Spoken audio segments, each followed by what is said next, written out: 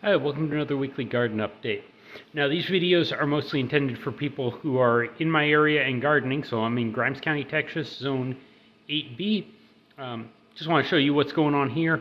If you've gardened in the area and have a channel, please put a comment in there so we can follow each other and learn from each other. But before we go outside, I'll show you what's come out of the garden so far this week. The Thai chilies, and there's some serranos in here, have been very productive, as have the cherry tomatoes, and the larger ones are doing okay. So I'm going to be making salsa in a day or so. In the meantime, though, I have had way too many Thai chili peppers, so I just decided to dry them. At some point, I'm going to run a mortar and pestle over these and turn that into chili powder. My attempts to dehydrate peppers for the Thai chilies that are small has gone really well. For the larger banana peppers, that's definitely not going so well, because this has taken over 24 hours, probably closer to 36 hours, and as you can see, they're not that crispy like they should be. There's still moisture in that. That one's not bad, but okay, let's go outside. Okay, let's start over here for a change.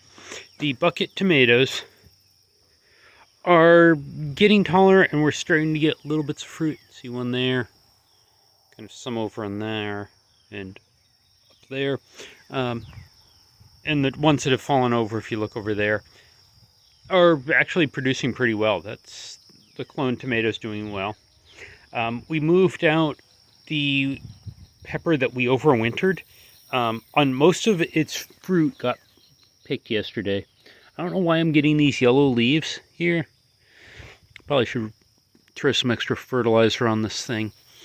But it is still producing pretty well. As I said, we just picked the fruit off it yesterday. Okay, let's move on.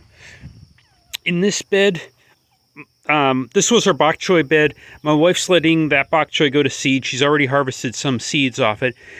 And then here in the front, we've planted in this corner some bush beans. I'm just using bush beans as a cover crop. Basically, it'll add some nitrogen to the soil. And then in the front, we've got okra planted. We don't eat a lot of okra, but it's one of the few things that'll grow nicely in the summer, so that's what we're doing. Here's our kind of miscellaneous stuff bed. In the back, you can see we got a giant tomato. That's a bell pepper, another bell pepper, 2 chard plants. They're actually doing 3 chard plants. They're actually doing pretty well. This needs to get weeded. And some eggplant in front. The eggplant's not doing very well here, though. There's the bell pepper, as you can see. Now, these bell pepper seeds were planted, like, I don't know, early spring, February, March area, and just didn't come up until recently, and then we were kind of surprised to have some bell peppers coming up. So, whatever. Go over to this bed, start down at the end. That is the beginning of sweet potatoes. These are the slips that we started in another video.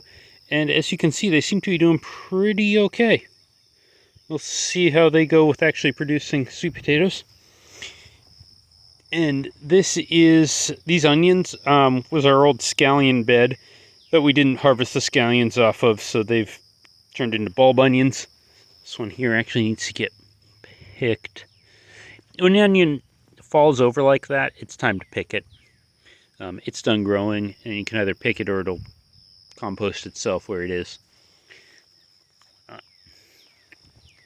And then over here, I've got some potatoes planted in the front and a lot of bush beans in the back half of this. I have low expectations for the potatoes. It doesn't look like anything's come up yet. And over in the back here, we've got our buckets of moringa. Now, these apparently are a tree that'll get to be about 12 feet tall, 12 to 15 feet tall. But I don't know if they can tolerate being put into the dirt here in Texas. And don't mind the chickens in the back there. I don't know if these are going to tolerate overwinter. I suspect these are going to be annual crops. But we'll see how they do. There's the old chard still growing. Over here, I harvested the garlic out of that bucket and that bucket and put down bush bean seeds. That one and that one still need to be harvested. Over here, this is another case of my wife pulled the watermelon plant out and I put down bush bean seeds, and it looks like some plant has kind of, or some animal has kind of rummaged through that. Huh, wonder what's going on. And then over here, also bush bean seeds. This is the pepper bed, and we've got a mix of jalapenos and habanero, or excuse me, mix of Thai chilies and serranos in this bed. I went through yesterday and picked everything that was turning red, but as you can see, there's still some fruit down there. I think it's a serrano. No, there's probably serrano.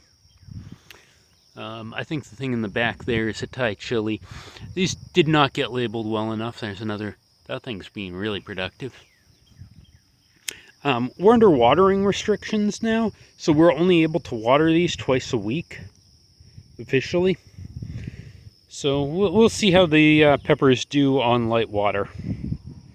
I go over here to this next bed. This is at the end, in theory, jalapenos and habaneros. You can see down there we've got the beginning of habaneros. On the other hand, it turns out what was labeled as jalapenos was actually banana peppers. So these have like no spice, no flavor. They'll probably get pickled, so instead of tasting like cardboard, they can taste like pickled cardboard. One thing interesting I have discovered, though, is the banana peppers turn orange if they fully ripen. Kind of one of those interesting things with gardening. Like, every time you get serranos in the store, they're always green, and banana peppers are always yellow. Well, it turns out a mature banana pepper is orange, and a mature serrano is red. Let's see one over there to show you. But those kind of... what you see in the store isn't really what they should be. They're just picked early. And then down here at this end, I've got cherry tomatoes. And as you can see, if we just look for that, these are producing really well. Unfortunately, I don't know what to actually do with cherry tomatoes. So, if you have any suggestions on what to do with a bunch of cherry tomatoes, leave a comment. I have no idea. And then over here, this is my heirloom tomato. Now, I know a lot of people say good things about heirlooms and they're sustainable and all that.